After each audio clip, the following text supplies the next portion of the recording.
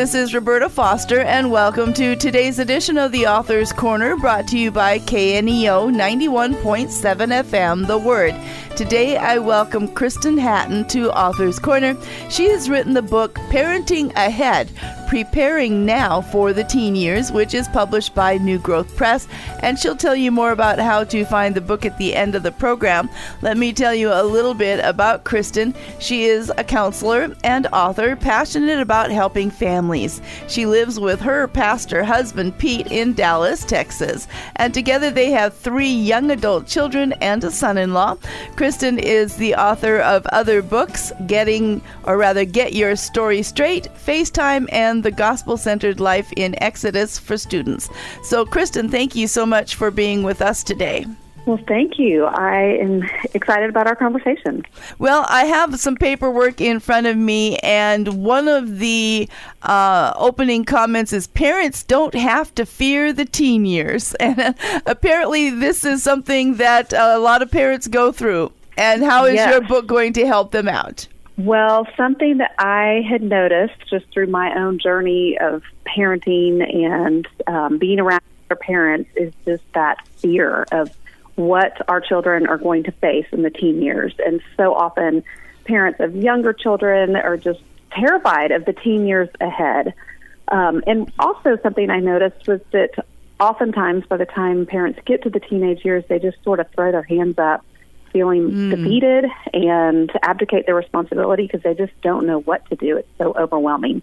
And in our culture today, there is so much that's outside of our control, and we worry about the choices our kids are going to make, the influence of their environment, who their friends are going to be, if they're going to hold fast to their faith, did we do enough? So all these things, safety, of course, is a huge one. So in this book, I talk about, one, what's going on in us as the parents, and so often what is ruling our heart.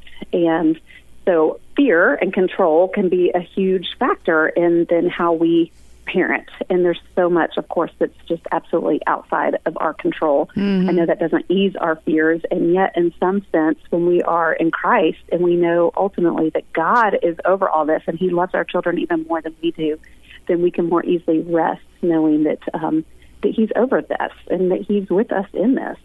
Is part of the fear that parents are concerned that they are going to do everything right, recognizing that they won't? Yes, absolutely. And I talk about that in the book, too, is that we will never be the perfect parent. I mean, we are sinners, and we won't get it all right, and that's okay. But there is a huge fear, and I feel like that is a huge pressure that probably particularly moms, but also dads, experience is just, feeling like we're going to scar our children if we do something wrong. And so just this almost paralyzing fear that we have to get it right. And so I really want this book to be freeing to help us see that, one, we're not going to get it right, but also when we don't get it right, a shaping influence that can actually be positive even when we've sinned or done something, that we didn't think was the best way of handling it. We can go back to our children and ask for forgiveness and say, I'm sorry. And that can be a huge shaping influence on our children when they see that mom and dad are not perfect, and yet they're living redemptively with us, and they're helping us see, the children see, that we can come to one another and ask for forgiveness, and we can go to God in our sin and need. Well, one of the phrases that you use in your book is redemptive parenting. So why don't you explain that? Yeah, it goes along with what I was just saying, is that to live redemptively is to reflect the heart of the Father.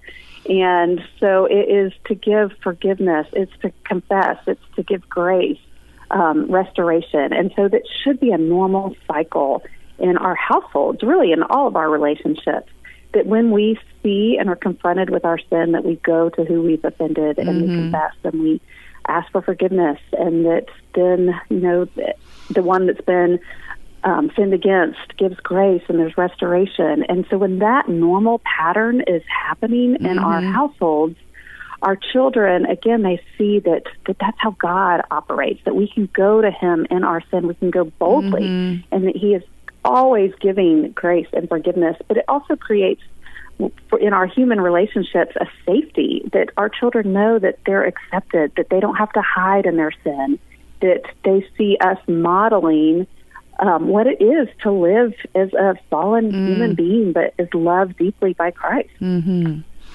And another one of the things you talk about to establish while the children are younger is that the word of the parent is authoritative. That when the parents say something, that they mean it. That way, as the children age, they won't be as likely to dispute the authority of the parents. Can you tell us more about how that works? Yes, absolutely. Sometimes we bring more pain on ourselves in the teenage years because we take the easier route in the younger years. And so an example that I use in the book is, and this is pretty benign, and I think this is why it happens when they're younger. Say we're at the park and our child wants a snack, and we're in the middle of a conversation with other parents. And we might initially say, no, you don't need a snack, but the child keeps badgering at us. And because we don't want to have to turn away from our conversation with our friends, we give in and we give them the snack really just to get them to quit whining. Well, if that pattern continues where our children learn that if they whine enough, if they badger enough, that they will get their way, then the stakes are a whole lot higher when all of a sudden they're teenagers and the things that they're asking for and maybe that we're giving into has a lot just graver consequences. So we do have to be firm in our yeses and nos when they're young so that the children do learn to respect that and to not constantly be trying to get their own way. And another example I use in the book is, and this is also just not a big deal, and yet, I'll explain the example. So we were somewhere with our high school son, and his friend came up to his parents and said, are we going to go out to eat after this? And they said, no, we have food at home. And he continued to just kind of badger at him. And so they said, okay, fine, sure, we'll go get pizza. And my son said, well, what are we having for dinner? Are we going to go out to eat? And I said, no, we have food at home. And he walked away and didn't continue to ask again. And I see that as just the evidence of he learned when he was much younger that you ask once and you accept the answer. And that doesn't mean there's not ever time for discussion. But by and large, he's learned that our word is authority.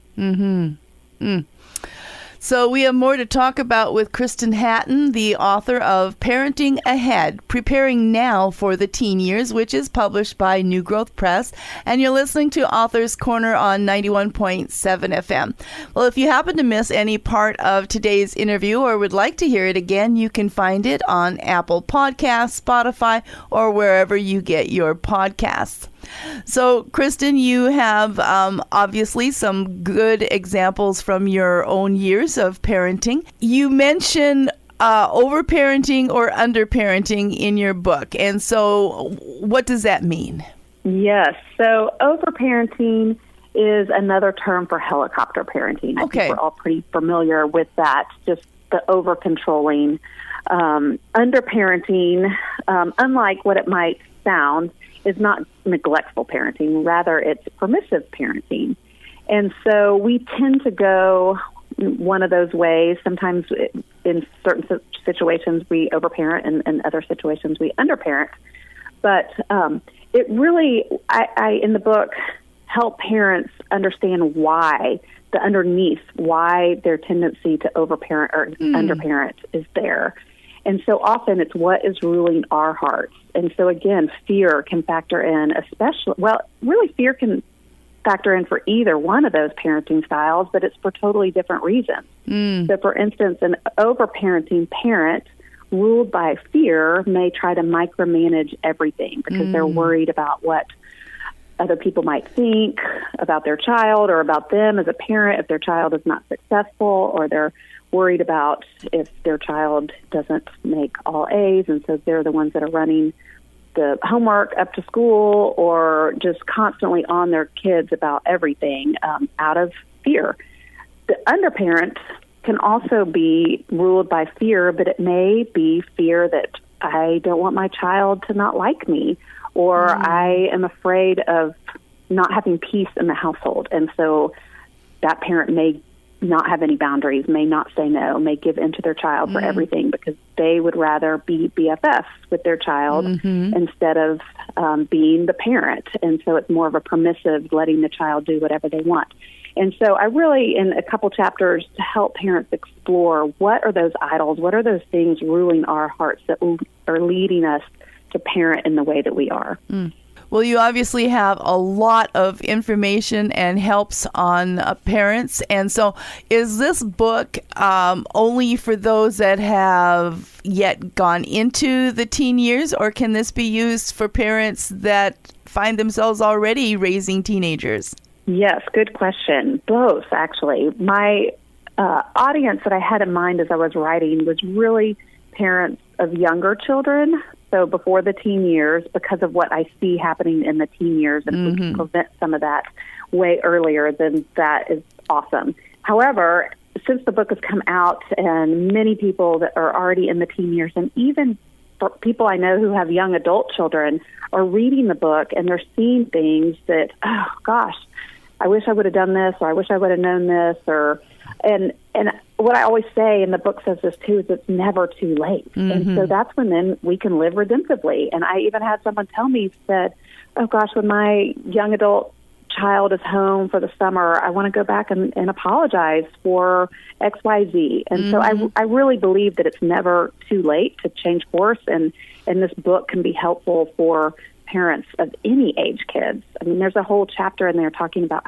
communication, how to move towards our children. So I think that it doesn't matter how old our kids are. There's things in here that can be helpful. And with just about a minute left, what is one single piece of advice that you give to new parents as they're starting out on this long and forever road of parenting? Yes. Oh, goodness. It's a long and hard road, that is for sure. But just to be patient and steadfast, and to just hang tight, knowing that God loves your children even more than you do, and that He uses all things, even our sin and struggles and our children's sin and struggles, to bring us to greater dependence on Him, and that's really right where He wants us. So just to patiently endure and to intentionally shepherd our children. So I've been talking with Kristen Hatton, the author of Parenting Ahead, Preparing Now for the Teen Years, which is published by New Growth Press. So Kristen, tell our audience how they can find out more about this book and the others that you've written. Yes, so you can find me on Instagram at Redemptive Parenting. I also have a website that is my name, KristenHatton.com. And the books are available on Amazon and at my publishers, New Growth Press. One more time, the book today is Parenting Ahead, Preparing Now for the Teen Years, and it's written by Kristen Hatton, and we do thank New Growth Press for giving us a copy of the book to talk about today. And Kristen, thank you so much for your time and for being with us. Absolutely. Thank you. I appreciate it. To our listeners, we do appreciate you tuning in. This is Roberta Foster on the Author's Corner. Join us again next time. Are you walking in everything God has for you? Hi, I'm Pastor Gary Culp, and I'd like to invite you to check out the Exceedingly Abundant Ministries podcast, available from the Sky High Podcast Network. This 30-minute weekly Bible study will give you time to grow spiritually and get to know God and His Word on a deeper level. God has more in store for you than you ever realized. Listen to Exceedingly Abundant Ministries today and learn about how God can do more with your life than you ever imagined.